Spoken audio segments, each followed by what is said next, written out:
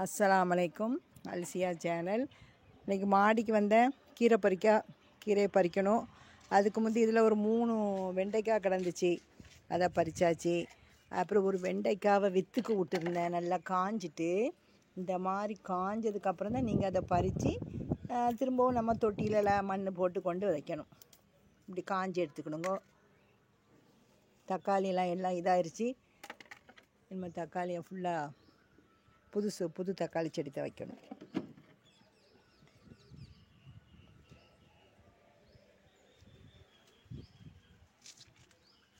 அப்புறம் இது வந்து ரொம்ப உயரத்துக்கு போயிட்டு இதை கொஞ்சம் தரிச்சு விட்ரும். முருங்கை மரம் கொஞ்சம் தரிச்சு விட்ரும்.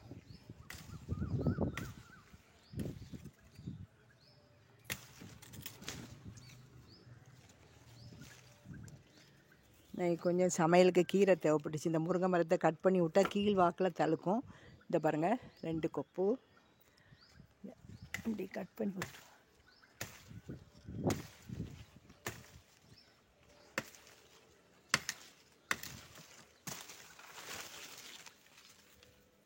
அதுனா இந்த கீரை இன்றைக்கி சமையலுக்கு எடுத்துக்கிடுவேன். இப்படி கட் பண்ணி விட்டாச்சுன்னா நல்லா துளிர் வந்துடும். இந்த கீரை ஃபுல்லாக இன்றைக்கி சமையலுக்கு எடுத்துரும். இன்றைக்கி மாடி தோட்டத்தில் இந்த கீரையை தான் பறிக்க வந்தேன். இதுதான் வீடியோ. நீங்கள் வந்து லைக் பண்ணாமே பார்க்காதீங்க, லைக் பண்ணிவிட்டு பாருங்கள் வீடியோவை. என்னுடைய பழைய வீடியோ பாருங்கள், எல்லா சமையலும் போட்டிருப்பேன். இன்னும் கொஞ்ச நாள் ஆகட்டும், நான் திரும்ப சமையல் போடுறேன். இப்போ கொஞ்சம் பிஸியாக இருக்கேன். தொடர்ந்து பாருங்கள். நீங்கள் தொடர்ந்து வீடியோ பாருங்கள், என் பழைய வீடியோ பாருங்கள். அதில் வந்து எல்லாமே போட்டிருப்பேன். இவ்வளோ கீரை, முருங்கைக்கீரை. இப்போ இதெல்லாம் தூர போட்டுரும். முருங்கை கொப்பு கருவேப்பிலையெல்லாம் வந்து உடச்சி வளர்த்தா தான் அது வந்து நல்லா க்ரோத் ஆட்டு வளரும். இப்போ இதை தூர போட்டுரும்.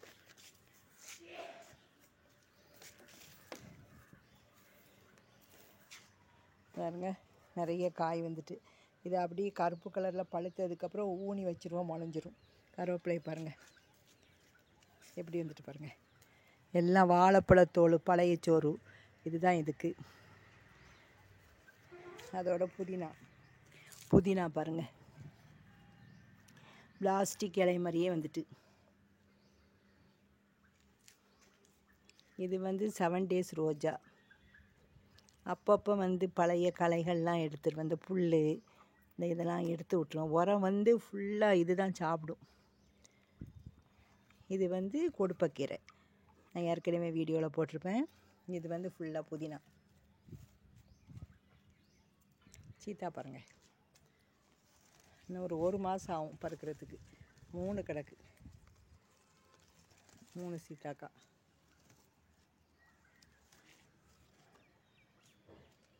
மற்ற மொட்டைலாம் அப்படியே உதிர்ந்துட்டு. இது இன்றைக்கி என்ன பண்ணேன், கொஞ்சம் தக்காளி எல்லாம் கொத்தி விட்டு பழத்தோல் வச்சேன். 3 துளசி செடி இதில் நட்டி வச்சேன். இது மிளகா, இது தக்காளி கூட மிளகா இருக்குது. இது தனித்தனியாக நடணும்.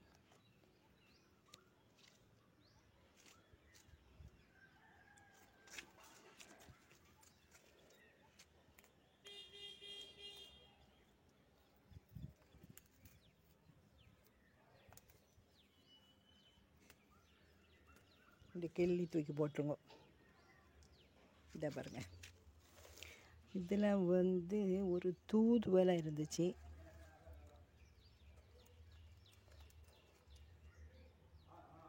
இது கரிஞ்சிட்டு இதை அப்படியே பிடுங்கி தூர போடும். சரியா?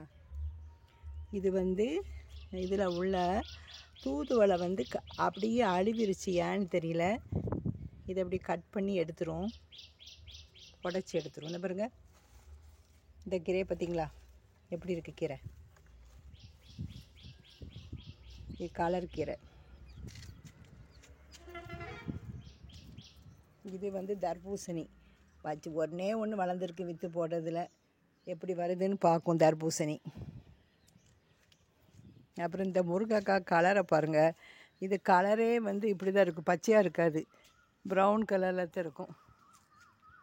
இதோ ஒரு காய் கிடக்கு, இதில் 4 காய் கிடக்கு.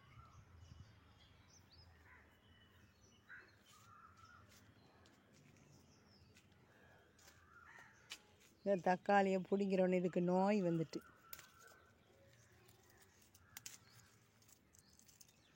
இந்த வெள்ளை மாவு பூச்சி வந்தாலே அந்த தக்காளி செடி வம்பா போயிடும். அதுக்கப்புறம் அன்னைக்கு நட்ட தூதுவளை தழுத்துருச்சு.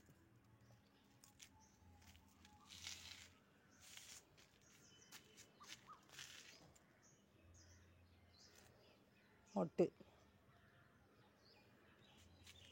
நிறைய மொட்டு வந்திருக்கு பாருங்க. இது டபுள் கலர் காட்டும்.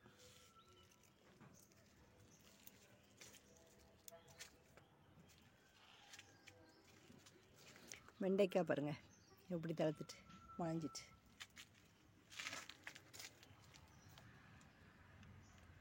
இது ஃபுல்லாக வெண்டைக்காயை ஊனுனா பாட்டிலேயே இருக்கணும், பிடுங்கி நடக்கூடாது.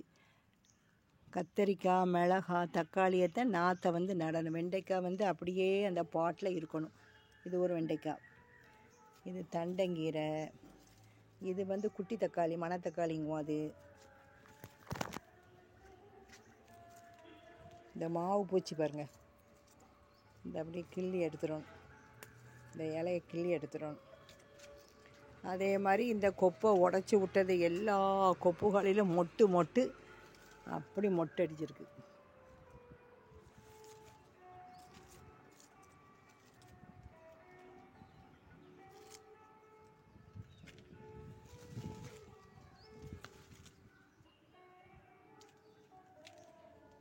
இந்த தடவை வெண்டைக்காய் நிறைய போட்டிருக்கேன். இது ஃபுல்லாக வெண்டைக்காய் தான்.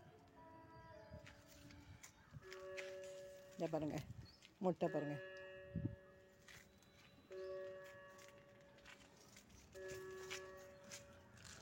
இன்றைக்கி 3 வெண்டைக்காய் தான் தேரிச்சு. அதோட முருங்கைக்கீரை. இந்த முருங்கைக்கீரையை தான் இன்றைக்கி வைக்க போகிறேன் பொரியல்.